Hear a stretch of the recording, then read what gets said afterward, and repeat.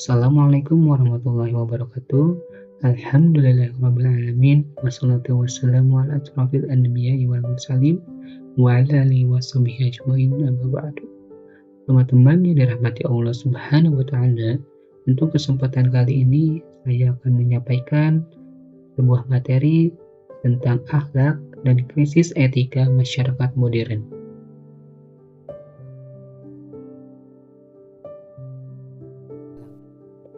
Akhlak berasal dari bahasa Arab yaitu khuluqun, yang berarti budi pekerti, adab, sopan santun, sila, dan tata krama. Ada juga yang menyamakan akhlak adalah sebagai agama, bagaimana dalam Quran Surah Al-Qalam ayat 4. Akhlak merupakan suatu istilah agama yang dipakai untuk menilai perbuatan manusia apakah itu baik atau buruk.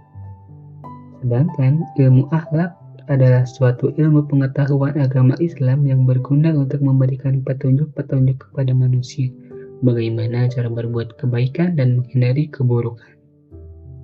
Dalam pandangan Islam, akhlak dibagi menjadi dua. Yang pertama adalah akhlak mahmudah, yaitu akhlak yang mendapat pujian dalam agama, berlaku baik terhadap Allah Subhanahu wa taala, mentaati ajaran Rasulullah Shallallahu alaihi wasallam, berlaku baik antar sesama muslim, menghargai orang lain, dan lainnya merupakan bagian dari akhlak mahmudah.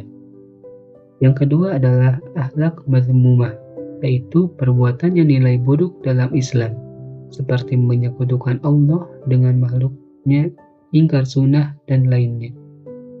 Dorongan jiwa yang melahirkan perbuatan manusia pada dasarnya bersumber dari kekuatan batin yang dimiliki oleh setiap manusia, yaitu bersumber dari tabiat, akal pikiran, dan hati nurani. Akhlak yang baik juga menjadi salah satu syarat bagi hambanya untuk masuk ke dalam surga, sebagaimana dalam hadis riwayat Tirmizi yang artinya, dan ketika ditanya tentang orang-orang yang masuk ke surga, Rasulullah Shallallahu alaihi wasallam menjawab, yaitu orang-orang yang bertakwa dan yang baik akhlaknya.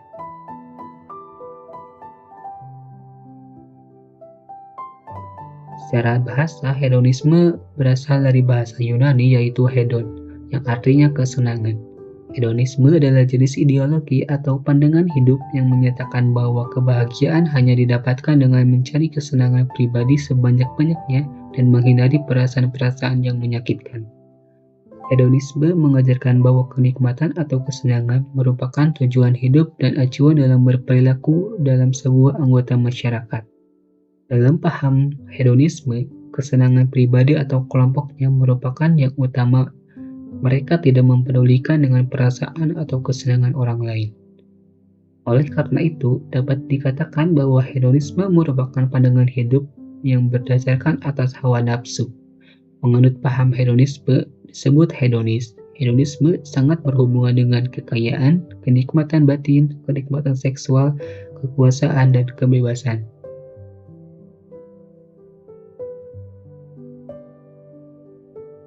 Materialisme dalam Kamus Bahasa Indonesia berarti pandangan yang lebih mementingkan materi untuk mengantarkan hidup lebih bahagia, sehingga materi adalah satu-satunya yang substantif. Manusia menjadi semakin tidak mengenal komunitas sosialnya, bahkan menghapus adanya Tuhan yang disebabkan terutama oleh pendewaan sains dan teknologi. Marx beranggapan bahwa perkembangan intelektual manusia ditentukan oleh kondisi material kehidupan manusia. Artinya, sebuah kebutuhan material mendahului sebuah kesadaran.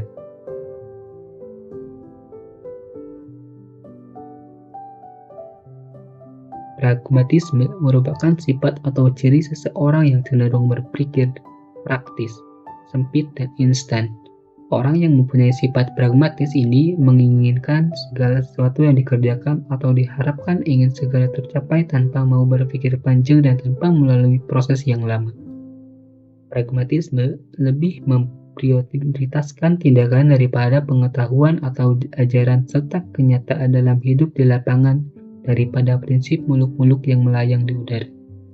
Dalam etika, kaum pragmatis berpendapat bahwa yang baik adalah yang tidak dilaksanakan dan dipraktekkan, mendatangkan yang positif dan kemajuan hidup. Karena itu, baik buruk perilaku dan cara hidup dinilai atas dasar praktisnya, Akibat dampak positifnya, manfaat bagi orang yang bersangkutan dan dunia sekitarnya.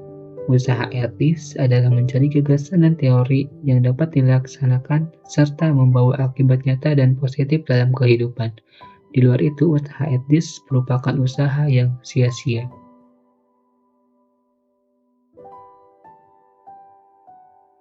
Faktor utama yang menyebabkan timbulnya berbagai permasalahan yang dihadapi masyarakat modern kali ini adalah diabaikannya nilai agama dan spiritual. Oleh karena itu, solusinya adalah mengajak umat manusia yang hidup di zaman modern ini untuk selalu memperhatikan nilai-nilai agama dan spiritualnya, sehingga perkembangan ilmu pengetahuan dan teknologi pada masa kini dan mendatang dapat dijawai oleh ruh agama. Prinsip akhlak dalam Islam terletak pada moral force. Moral force akhlak Islam adalah terletak pada iman sebagai internal power yang dimiliki oleh setiap orang mukmin dan berfungsi sebagai motor penggerak dan motivasi terbentuknya kehendak untuk merefleksikan dalam tata rasa, tata karsa, dan tata karya yang konkret.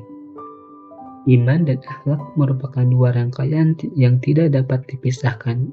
Iman menyangkut persoalan batin, yaitu kepercayaan dan keyakinan seseorang kepada Allah dan hal gaib lainnya. Kepercayaan atau keyakinan ini memerlukan pembuktian dengan perilaku aktual, baik untuk menunjukkan rasa patuh dan taat atau untuk menunjukkan rasa takut. Dengan demikian dapat dikatakan bahwa akhlak merupakan manifestasi dari iman. Dari Muhammad bin Amr, Abu Sulaiman memberitahukan kepada dari Abu Hurairah, dia berkata, Rasulullah Shallallahu Alaihi Wasallam bersabda, seorang mukmin yang paling sempurna imannya adalah orang yang paling baik budi pekertinya, dan sebaik-baiknya kalian adalah yang paling baik terhadap istrinya. Hadis riwayat Tirmizi. Akhlak dan etika merupakan perilaku manusia dalam kehidupan sehari-hari yang telah melekat pada diri seseorang. Akhlak menyangkut hal yang berhubungan dengan perbuatan baik, buruk, benar, dan salah dalam tindakan seseorang manusia yang panutannya bersumber dari Al-Quran dan hadis Rasulullah SAW. Sedangkan etika yang bersumber dari hasil budaya dan adat istiadat suatu tempat yang berlaku dalam suatu masyarakat. Akhlak memegang peranan penting dalam kehidupan manusia. Akhlak yang baik akan membedakan antara manusia dengan hewan. Manusia yang berakhlak mulia dapat menjaga kemuliaan dan kesucian jiwanya, dapat mengalahkan dorongan hawa nafsu, berpegang teguh pada seni-seni keutamaan, menghindarkan diri dari segala sifat-sifat tercela baik yang dapat merugikan dirinya dan orang lain. Manusia yang berakhlak mulia suka menolong antar sesama insan dan makhluk lainnya, senang berkorban untuk kepentingan bersama, saling menghormati dan saling menyayangi. Orang yang berakhlak mulia senang kepada kebenaran dan keadilan, toleransi, menepati janji, tidak korupsi, mematuhi peraturan, lapang dada, dan tenang dalam menghadapi segala problem kehidupan di era modern ini. Akhlak yang baik akan mengangkat manusia ke derajat yang tinggi dan mulia dan akan menempatkan manusia pada posisi terhormat di sisi Tuhannya. Akhlak yang buruk akan membinasakan dirinya dan manusia lainnya, menurunkan derajat manusia sampai pada titik terendah, bahkan lebih rendah dari binatang ternak. Dapat tempat terhina di sisi Tuhan dan juga manusia. Senang melakukan kekacauan, senang melakukan perbuatan tercela, dan senang melanggar segala ketentuan, baik yang dibuat Allah apalagi buatan manusia.